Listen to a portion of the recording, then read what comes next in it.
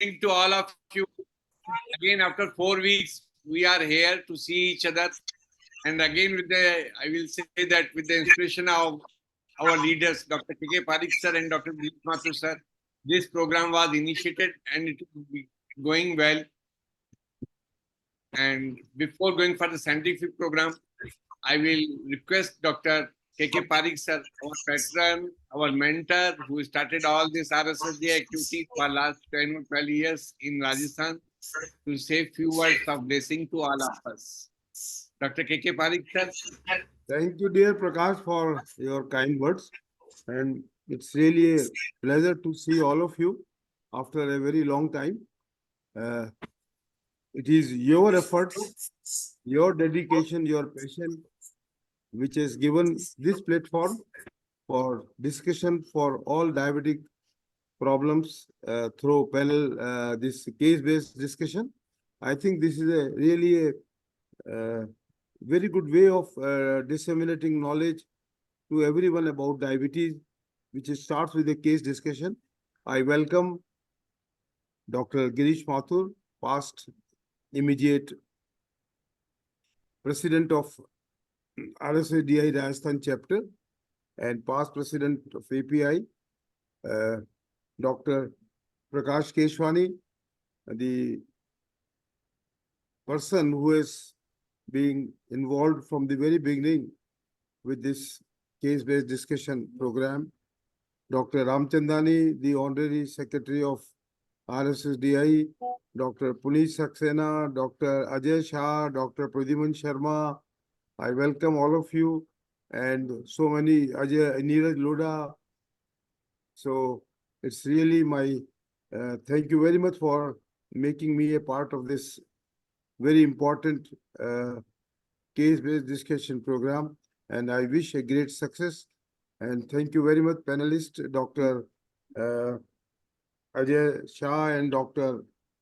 Samaria. Thank you very much. Thank you. Thank you, sir. Thank you for your kind words. And it is not we have made you part, but you have started this activity and we are the part of yourself only. And we will like to have your blessing forever. Now I will request our mentor, our guide, and formally he is my elder brother, Dr. Girish Mathur sir, to give blessings to all the audience and all the speakers. Thank you, Prakash ji. Good evening, friends. I am truly privileged to be part of this important scientific meeting this evening. At the outset, I extend my very warm greetings and regards to our mentor and patron, Dr. K K Pareek sir. We are blessed by his gracious presence, and his presence is always a big moral booster for all of us. I congratulate and compliment Chairman RSSDI Rajasthan Chapter, Dr. Prakash Keswani.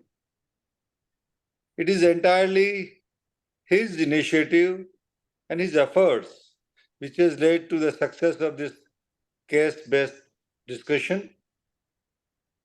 This program has almost completed 1 year and is receiving very enormous feedback from all who attended. I also welcome our speaker of today's evening, Dr. Ajay Shah,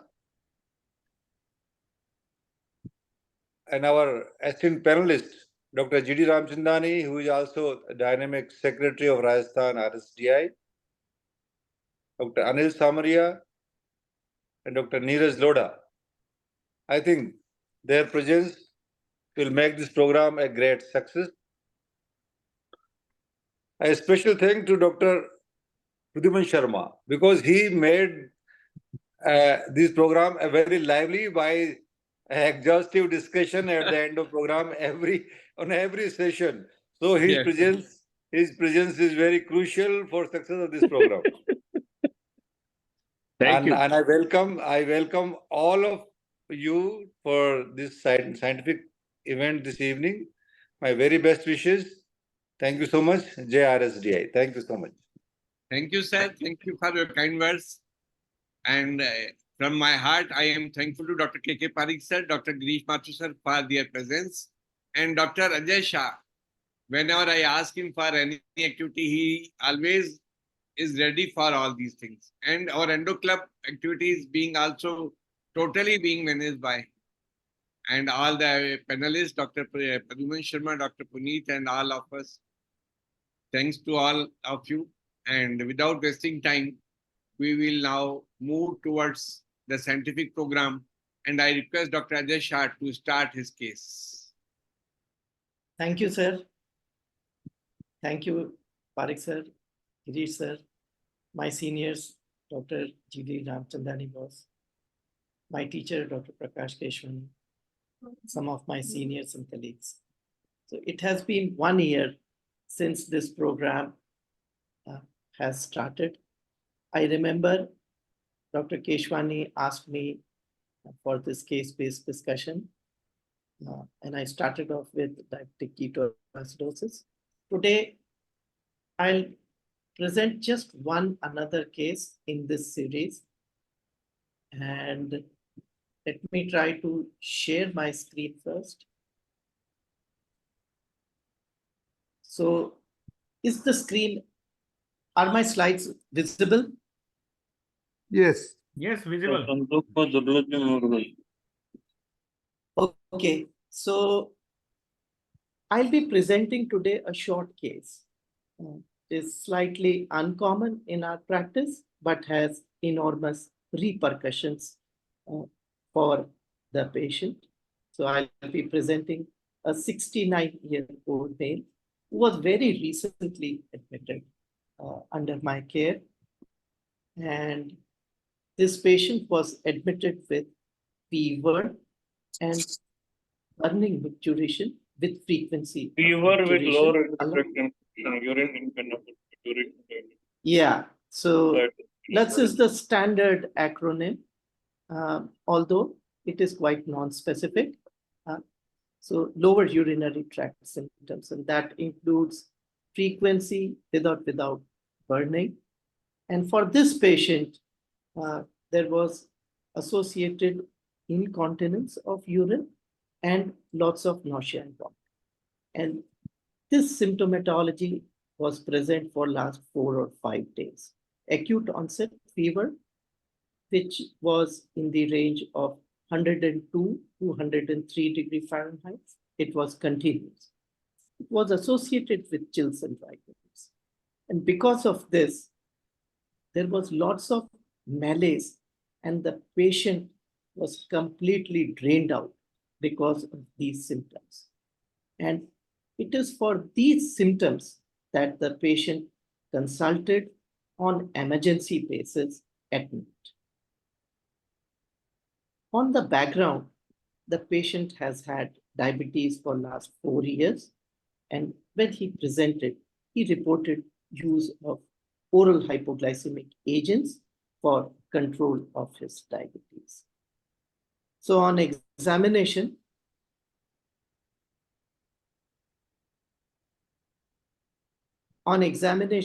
he has tachycardia. At the time of presentation, the temperature was 98.6, but he reported frequent use of paracetamol prior to presentation and with frequency of about 3 to 4 tablets per day. Slightly tachypneic. He maintained his oxygen saturation. Blood pressure was normal.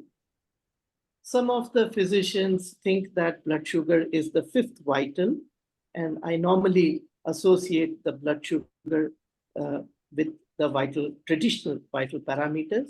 And at the time of presentation, his blood sugar was 366. Because this value is greater than 300, and the patient presented with some degree of pain abdomen with vomiting, we did his blood ketone. Fortunately, they were negative. On examination, the patient was conscious and able to give the history himself, although he appeared dehydrated, as evidenced by mucosal dehydration, perhaps in part because of the lower urinary symptoms that the patient had presented. Otherwise, his general physical examination really unremarkable. However, even the feet examination was normal. However, on the per abdomen examination, there was clear-cut tenderness in the right lumbar region, which failed to localize to a particular point, was not associated with respiration, and it was continuously present. Skin over this area appeared normal. The cardiovascular system, the respiratory symptoms, the respiratory system, the CNS system, and musculoskeletal systems, they all were normal. So just to summarize the history of the patient, elderly gentleman male who presents with symptoms suggestive of urinary infection of short duration associated with systemic features in form of fever, malaise, toxicity, and right lumbar tenderness. So we asked for whether the patient, normally when patients come to us, they may have already tested themselves. So we asked for whether the patient had some reports with him. So prior to presentation, just one day prior to his hospitalization, he had related leukocytosis with clear-cut neutropenia. The platelets were on the lower side, and these investigations were done outside the hospital where I work. Of course, the clinical impression in this patient was urinary tract infection.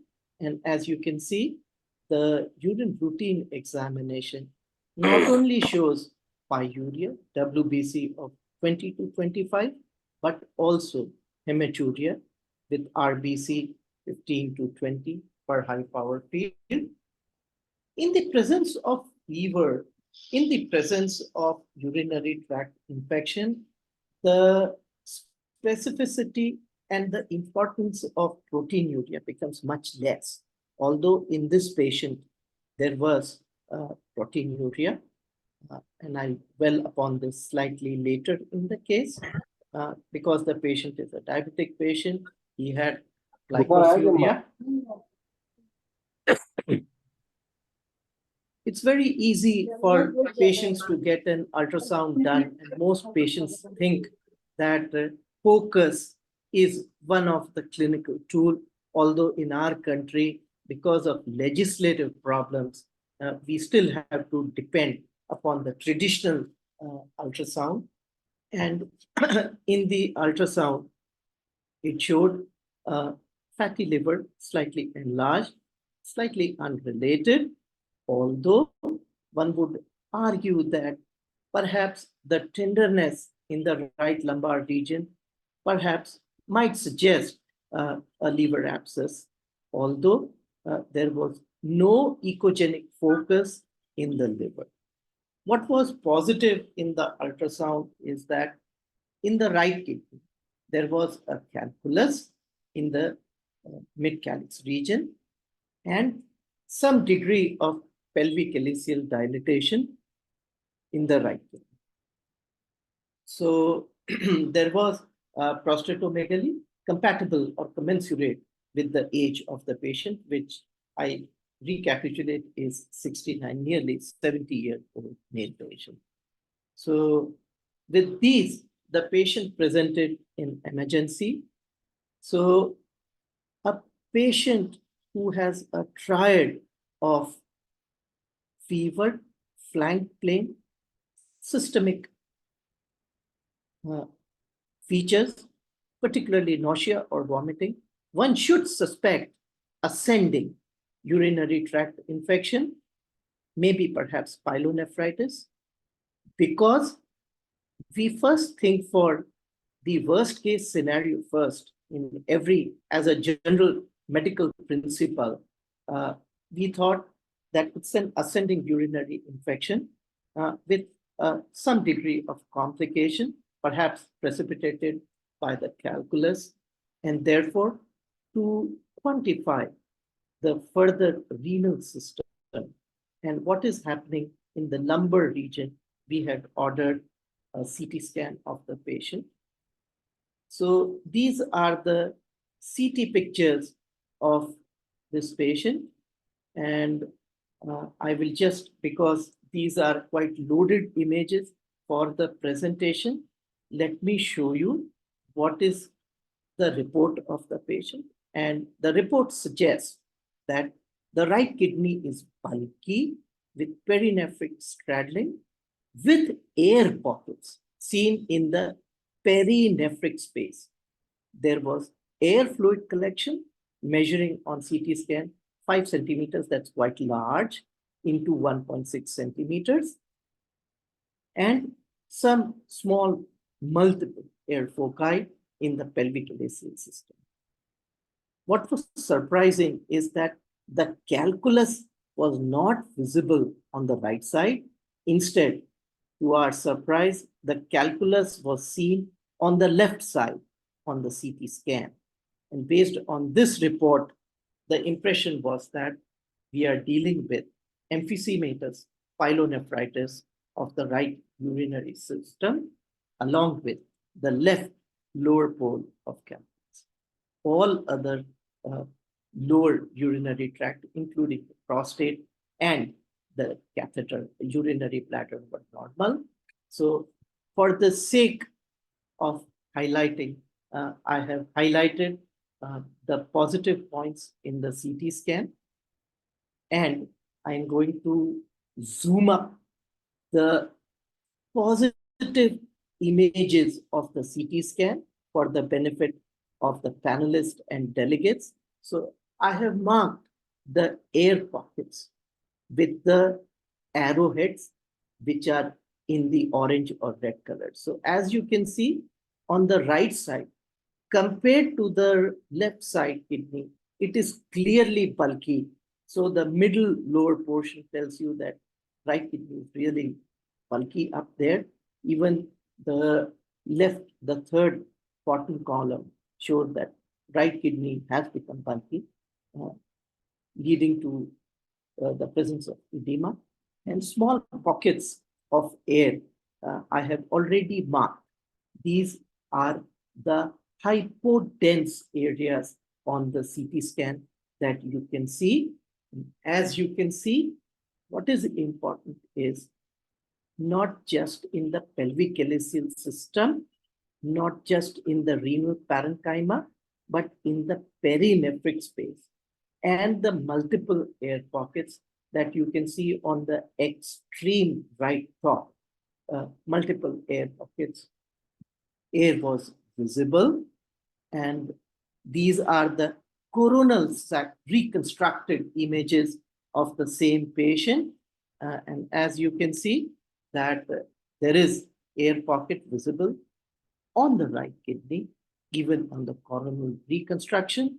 And the last image, the bottom right, I have marked in green line the calculus that is visible. So in the coronal reconstruction film, you can also appreciate the right kidney is larger than the left kidney. So kindly remember these images. Now, these images are important for, and they have not only repercussion on the staging, but also the management of the patient.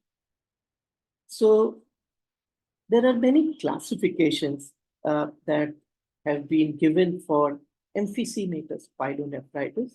So if you read the literature, EPN has become the standard acronym for emphysematous pyelonephritis. But the classification that has been used after 1995 is the Huang and the Sung classification. These are mainly used by the urologist, and these are based on the CT images that the patient has.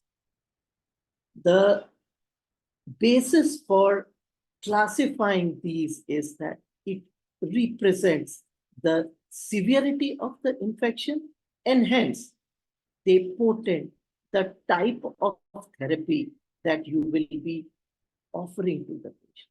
So class 1 patients, the gas is limited only in the collecting system. Class 2, the gas extends to the renal parenchyma and limited there. Class 3 is subdivided into A and B with the extension of gas into the perinephric space, and 3B means in the pararenal space. And in 4th, it means that both the kidneys have been involved. So these are teaching CT images for emphysematous pyelonephritis, which depicts the CT images corresponding to the stage or class for the patients. So as you can see, class 1, limited only to collecting system. Class 2, to the renal parenchyma. 3A, perinephric space. 3B, paranephric region. And class 4, where both the kidneys have been involved. So for our patient, as if I can go back,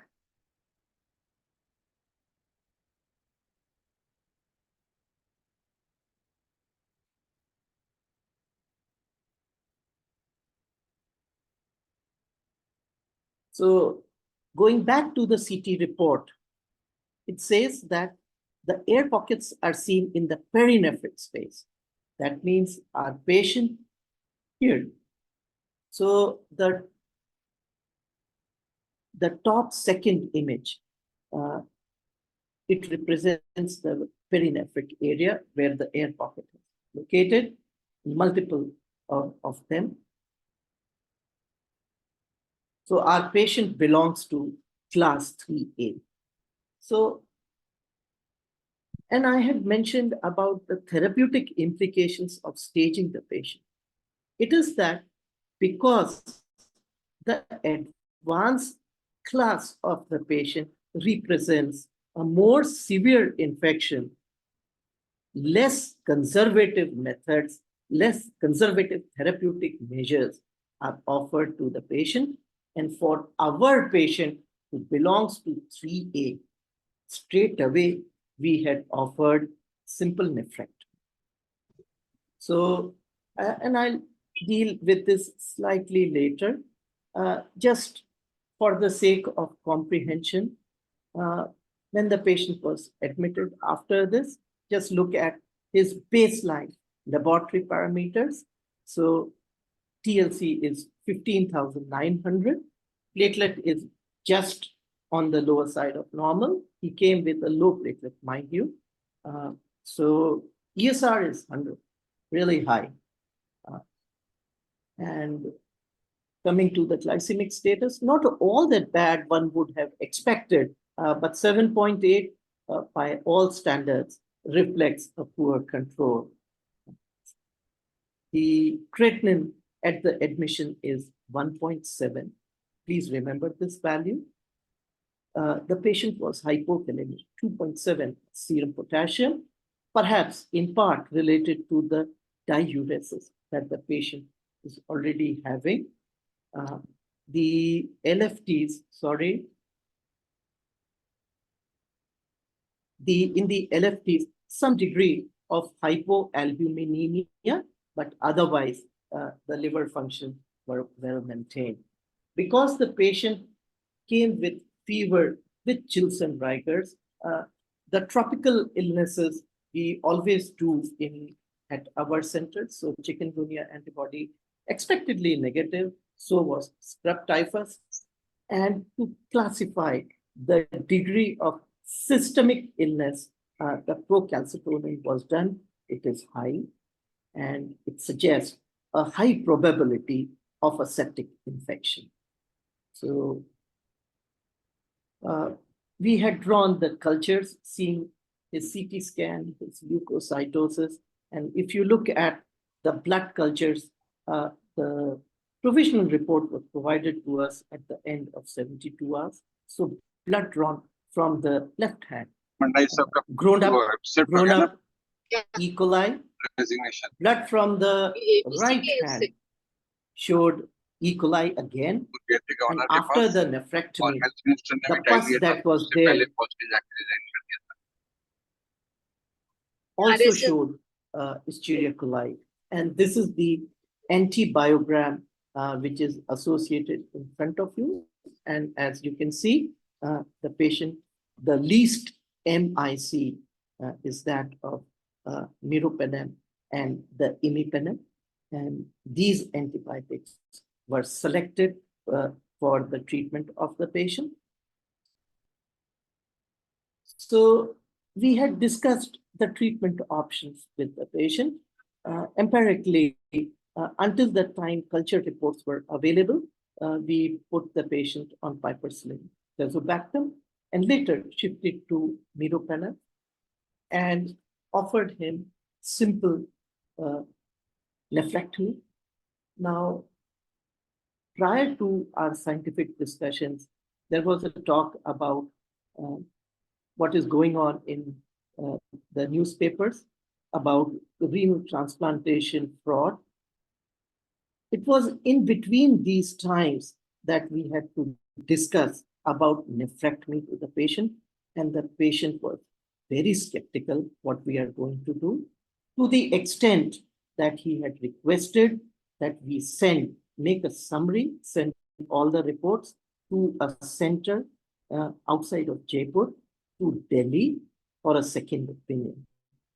So they had convinced, the patient had gone physically to another hospital outside of Jaipur in Delhi, taken opinion from the renowned nephrologist and urologist of India, and they had also provided the same opinion to undergo nephrectomy. When this costed us 3 days of decision making, because in a private setup where I work, the total hospitalization is less than 3 to 4 days. Most patients, and just waiting for a second opinion, just to tell you the gravity of the effect these conditions make up in the patient's mind. Just to tell you, we are already having a transplant program at the hospital where I work. In some cases, particularly for the donor cases, sometimes we've done laparoscopic nephrectomy. But for this case, where so much of pus was anticipated and the planes around the kidney were quite irregular, we had decided not to undergo the laparoscopic nephrectomy and instead proceeded with open or the conventional nephrectomy. And after the nephrectomy, the patient was provided with symptomatic and supportive treatment, mainly that involved wound care management, because it was an open nephrectomy. The patient had developed so many other abdominal systemic side effects, I would say, stomatitis, diarrhea, and to mention each of them would be redundant, and we'll be missing the main point of discussion. So supportive and symptomatic. And before the discharge, we provided patients with diabetes-related education that we normally do for most of our admitted patients. So when the patient nephrectomy specimen was sent for histopathology, so it suggests suppurative patchy inflammation in the renal cortex.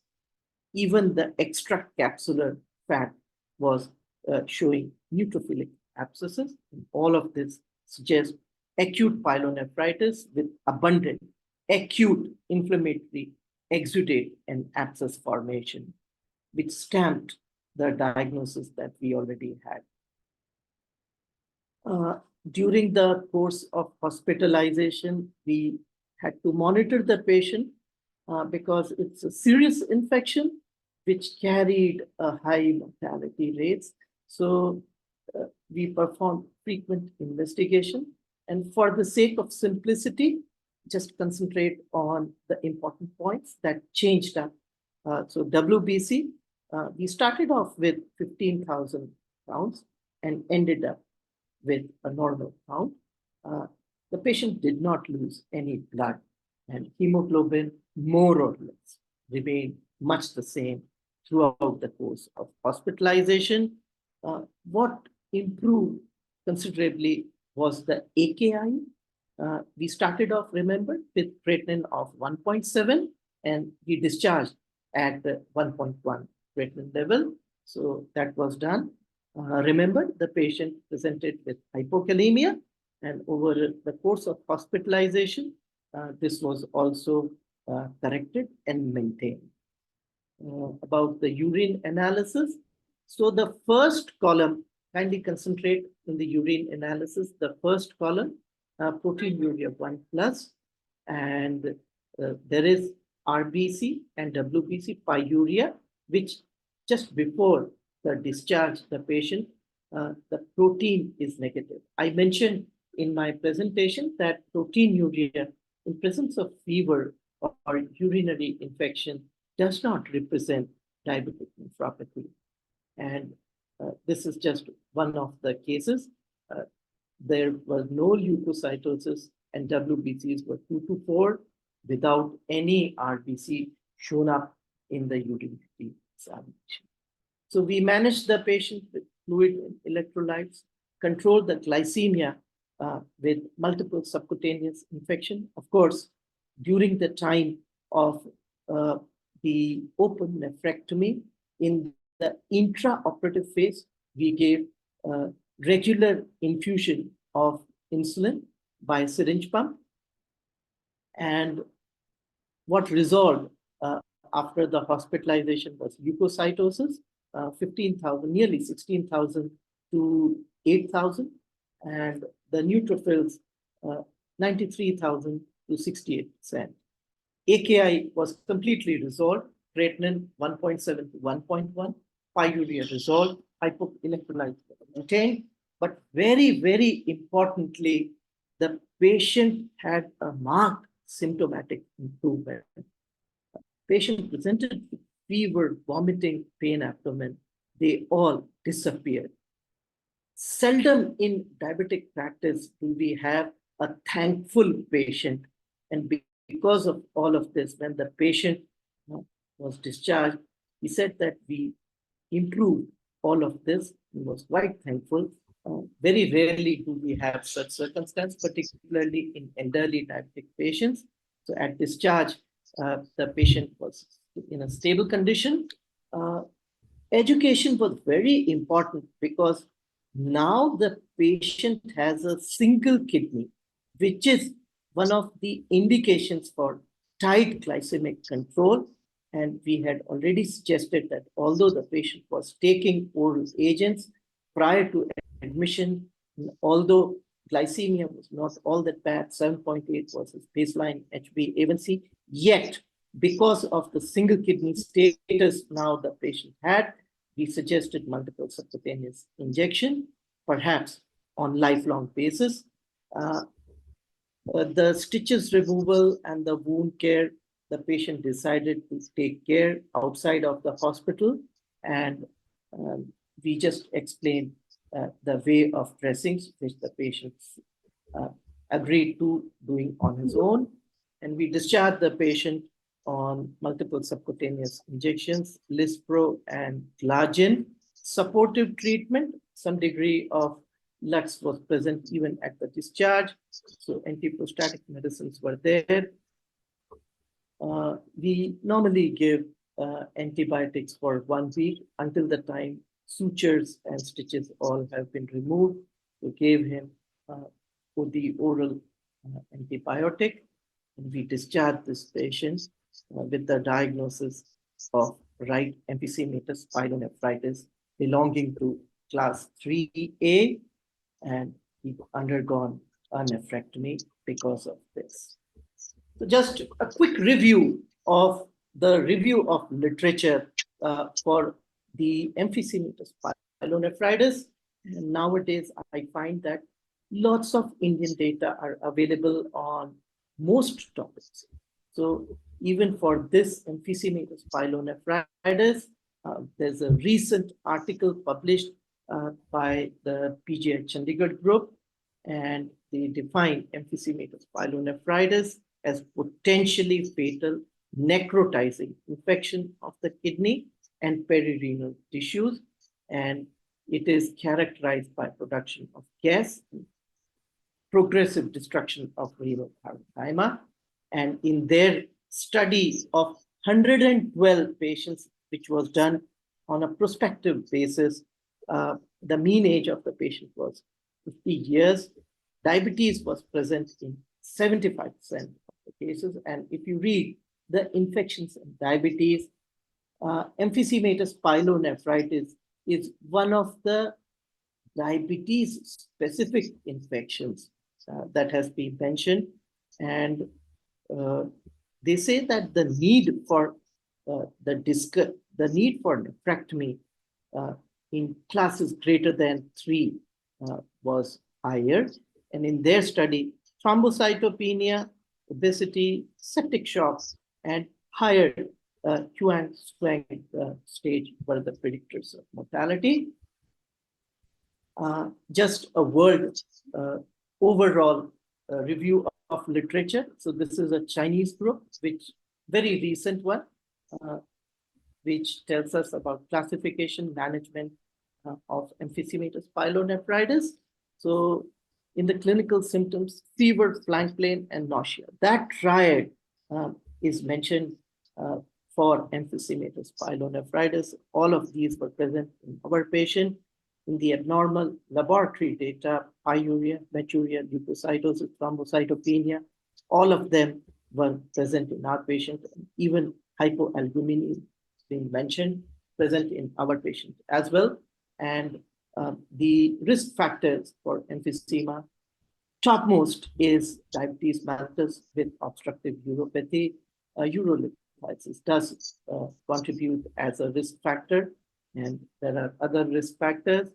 As far as management is concerned, CT scan is the most valuable examination for emphysematous pyelonephritis, and the most common organisms in various series were E. coli, Klebsiella. Even in our patient, these gram-negative bacilli, even in our patient, we could isolate the E. coli and the third generation or fourth generation cephalosporin with carbapenem or carbapenem. We had to use carbapenem as well, and drainage of the infected kidney is necessary for classes 1 and 2.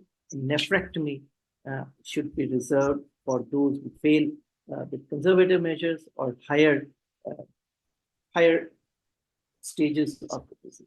So, dear friends, the learning messages is that although urinary tract infection is very, very common in diabetes patients, even becoming commoner after the use of SGLT2 inhibitors. If there is an ascending infection, particularly if there is suggestion of a systemic association like flank pain or nausea, just think about emphysematous pyelonephritis, because unlike the garden variety type of UTI, these carry high mortality. In various studies, mortality reaching up to 25 to 30% have been reported. Since we deal with diabetes population, a degree of suspicion should be kept in most cases. Thank you very much. So if there are any questions related to my presentation or otherwise, I'll be happy to take it. Dr. Ajay, it was a nice case and well presented. And to me, it seems that the most important thing was to suspect early so that we can plan for the further management. And of course, as you told that all the patients of the diabetes who has UTI, flank pain, we should take care of them from the starting. And all the patients of the UTI induced uria should be taken care right from the initial stages of the UTI. And it was a well-managed, good case. Thank you. Thank you, sir. Any other comments? Sir, yeah, sir, I have one question. Yes. In examination, you have not mentioned any local examination of penis because the phimosis is common in diabetes and it may be a risk factor for the UTI in the diabetics. So I think there should be always examination of penis in a male patient. What do you suggest? Right? Yeah. And second question is when the focus is in left kidney like a stone. So the involvement of right kidney is there. Any expert comment from you? So it's the point of localization of the collection for these facultative anaerobes.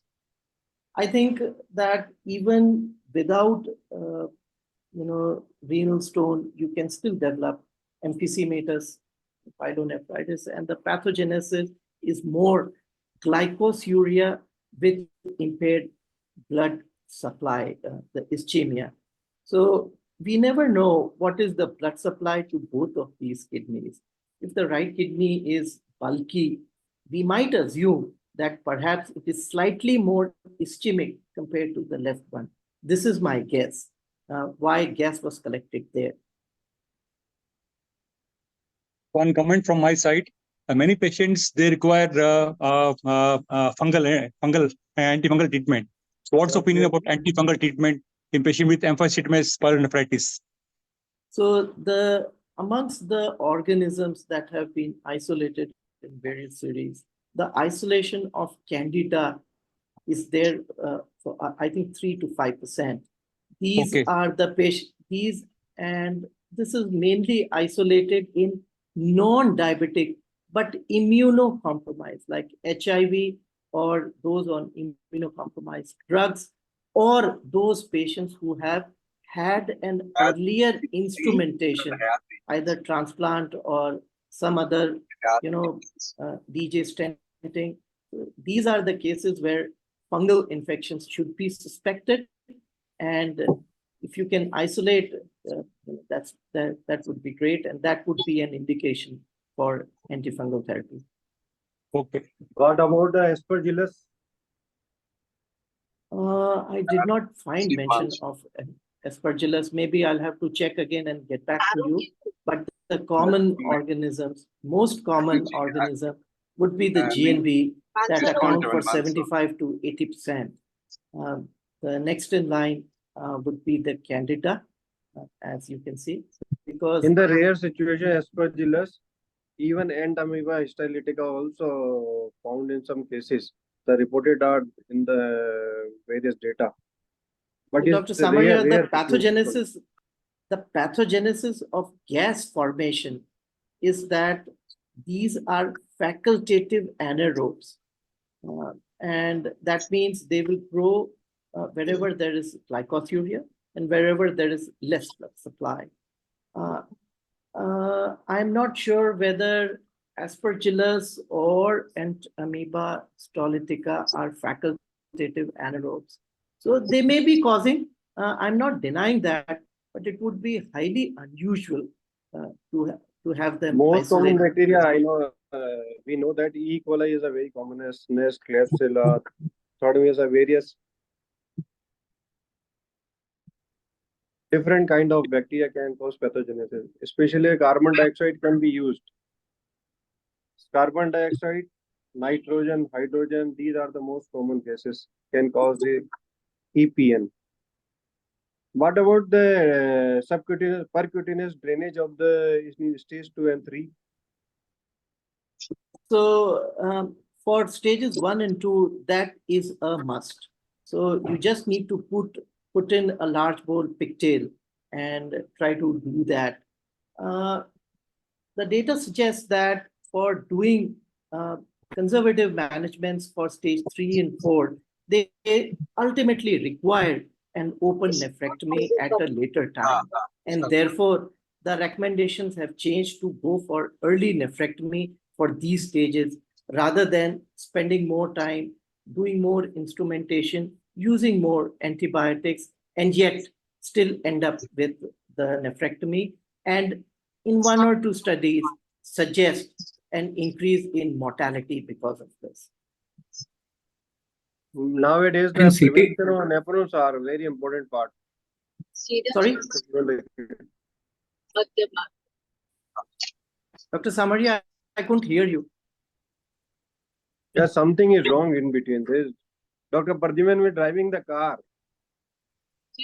one more thing, the CT report was showing. I didn't get you, sir. CT Hello? report was also showing the right side pleural effusion. Oh, yes. So you can have the collections, in the neighboring areas. Even on the ultrasound also that we did, it showed collection, but that's a reactive collection. Normally we resolve. find, yeah. But that's And not you had not replied my first question regarding the local examination, whether it was a. For this patient, there was It must be yeah. an essential thing in. Yeah. Because So we have for to a diabetic look for the patient, risk factors. for a For every diabetic male diabetic patient patient, who's coming with the UTI. who's come with UTI, we need to see that.